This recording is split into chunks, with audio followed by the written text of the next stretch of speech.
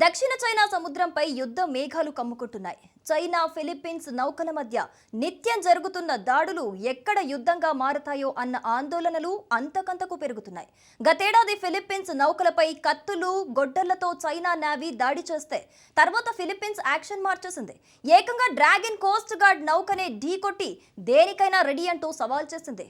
ఇది మనసులో పెట్టుకున్న బీజింగ్ ఈసారి మాన్స్టర్ షిప్ ను యాక్షన్ లోకి దించింది.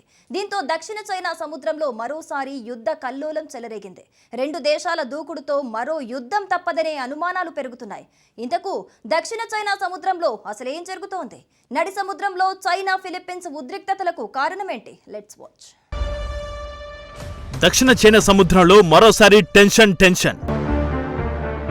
మాస్టర్ నౌకను రంగంలోకి దించిన డ్రాగన్ కంట్రీ. దక్షిణ చైనా సముద్రంలో ఉద్రిక్తతలకు రీజన్ ఏంటి? దక్షిణ చైనా సముద్రం మరోసారి అల్లకల్లోలంగా మారింది. అందుకు కారణం తుఫాను కాదు, సునామీ అంతకన్నా కాదు, డ్రాగన్ కంట్రీ చైనా. అవును, దక్షిణ చైనా సముద్రం మొత్తం తనదే అని రెచ్చిపోతున్న డ్రాగన్ ఆ ప్రాంతంలోకి ఇతర దేశాల నౌకలను రానివ్వడం లేదు. Taiwan, Vietnam, Malaysia, Indonesia, Brunei, Philippines తదితర దేశాల నౌకలపై నిత్యం దాడులకు తెగబడుతోంది. ఇప్పుడు ఏకంగా తన మాస్టర్ షిప్ నే రంగంలోకి దించింది. ప్రపంచంలోనే అతిపెద్ద తీర ప్రాంత గస్తీ నౌక ఇది. అందుకే దీనికి మాస్టర్ అని పేరు పెట్టారు. ఇది చూడడానికి కూడా రాక్షస నౌకలాగే ఉంటుంది. ఈ మాస్టర్ నౌక ఏకంగా 12,000 టన్నుల బరువును మోసుకెళ్లగలదు. ఈ నౌక పొడవు అక్షరాల 165 మీటర్లు. సింపుల్గా చెప్పాలంటే 3 ఒలింపిక్ స్విమ్మింగ్ పూల్స్ సైజులో ఉంటుంది. ఈ నౌకకు ఫైరింగ్ సామర్థ్యం కూడా ఉంది. అందుకు అవసరమైన మిషన్ గన్స్ ను అమర్చింది చైనా. అంతేకాకుండా ఆయుధాలతో కూడిన హెలికాప్టర్ను కూడా ఈ రాక్షస నౌకలో మోసుకెళ్తోంది. ఇప్పుడు ఈ నౌక ఫిలిప్పీన్స్ కు సమీపంలోని స్కార్బరో షోల్లో కనిపించింది. స్కార్బరో షోల్ అనేది దక్షిణ చైనా సముద్రంలో వివాదాస్పద చిన్న దీవి. ఈ ప్రాంతాన్ని తమదంటే తమదని ఫిలిప్పీన్స్, చైనా వాదిస్తున్నాయి. స్కార్బరో షోల్ చుట్టూ చైనా రాక్షస నౌక చక్కర్లు కొట్టింది. ఈ నౌకను మనీలా గుర్తించింది. వెంటనే తమ కోస్ట్ గార్డు నౌకను మనీలా రంగుల్లోకి దించింది. చైనా నౌకను వెనక్కి వెళ్లిపోవాలంటూ ఫిలిప్పీన్స్ కోస్ట్ గార్డ్ ఆదేశించింది. చైనా మాస్టర్ షిప్ ఎప్పుడైతే స్కార్బరో షోల్లో ఎంట్రీ ఇచ్చిందో ఆ వెంటనే మనీలా నేవీ తీవ్రంగా ప్రతిస్పందించింది. తమ జలాల్లోకి వచ్చిన చైనా గస్తీ నౌకను తిరిగి వెళ్లిపోవాలని హెచ్చరించింది. కానీ ఫిలిప్పీన్స్ కోస్ట్ గార్డ్ ఆదేశాలను చైనా నౌకలు అస్సలు లెక్క చేయలేదు. పైగా స్కార్బరో షోల్ ప్రాంతంలో తిరిగే అధికార ఫిలిప్పీన్స్ నౌకలకు లేదంటూ మాస్టర్ నౌక కోస్ట్ గార్డులు హెచ్చరించారు. స్కార్బరో షోల్పై తమకు పూర్తిగా హక్కులు ఉన్నాయని వాదించారు. అయితే ఫిలిప్పీన్స్ కూడా తగ్గేదే లేదన్నట్టుగా వాదనకు దిగింది. డ్రాగన్ రాక్షస నౌకకు మరింత సమీపంలోకి మనీలా కోస్ట్ గార్డు నౌక వెళ్లింది. దీంతో దక్షిణ చైనా సముద్రంలో యుద్ధం ఒక్కటే బ్యాలెన్స్ అనేలా మారాయి పరిస్థితులు. నిజానికి ఈ ప్రాంతంలో ఉద్రిక్త పరిస్థితులు ఏడాదిగా కొనసాగుతున్నాయి. మనీలా, బీజింగ్ మధ్య పలుమార్లు ఘర్షణలు చోటు చేసుకున్నాయి. పలుమార్లు రెండు దేశాల నౌకలు ఢీకొట్టాయి.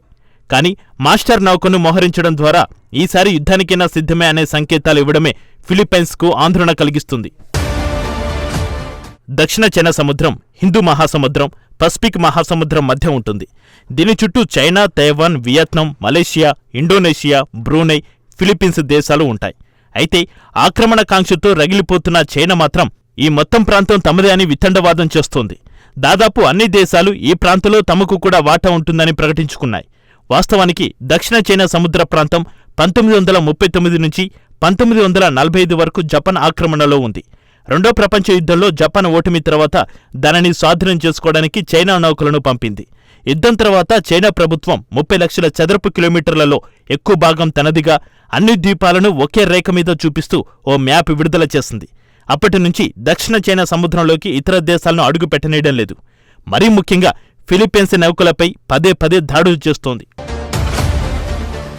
ఇటీవల కాలంలో దక్షిణ చైనా సముద్రంలో డ్రాగన్ కంట్రీ మోహరింపులు భారీగా పెరిగాయి.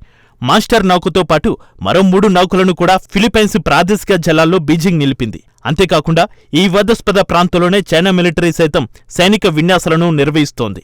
ఈ విన్యాసాల్లో చైనాకు చెందిన నేవల్, ఎయిర్ ఫోర్స్ విభాగాలు పాల్గొంటున్నాయి. సింపుల్గా చెప్పాలంటే ఫిలిప్పీన్స్ ఎకానమిక్ జోన్లోకి భారీగా చైనా మిలిటరీని మోహరిస్తోంది. ఫిలిప్పీన్స్ చుట్టూ తన రక్షణ సామర్థ్యాలను భారీగా పెంచుతోంది. కానీ తొలిసారిగా తన మాస్టర్ షిప్ ను ఫిలిప్పీన్స్ కు చాలా దగ్గరలో మోహరించడమే దక్షిణ చైనా సముద్రంలో ఉద్రిక్త పరిస్థితులను పతాక స్థాయికి చేర్చింది.